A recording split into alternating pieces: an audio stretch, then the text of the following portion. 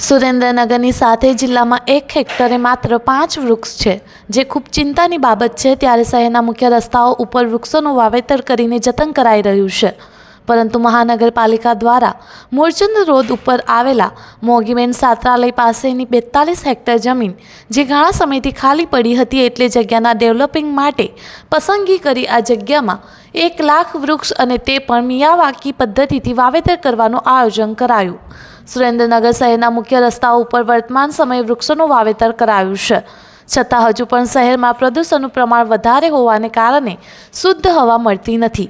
આ માટે મનપાએ મૂળચંદ રોડ ઉપર આવેલા મોગીબેન છાત્રાલય પાસે 1 લાખ વૃક્ષો અને તે પણ મિયાવાકી જાપાનીઝ પદ્ધતિથી વાવેતર કરવાનું આયોજન કરાયું છે। અંદાજે 2 મહિનામાં તમામ કામગીરી પૂર્ણ કરવાનું આયોજન છે।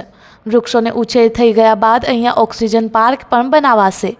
મિયાવાકી પદ્ધતિ વૃક્ષારોપણ માટે જાપાનીઝ પદ્ધતિ, જેના સર્જક એવા જાપાનના પ્રસિદ્ધ વનસ્પતિ શાસ્ત્રી આકીરા મિયાવાકીએ 16 વર્ષનું બનતું જંગલને 10 વર્ષમાં તૈયાર કર્યું હતું।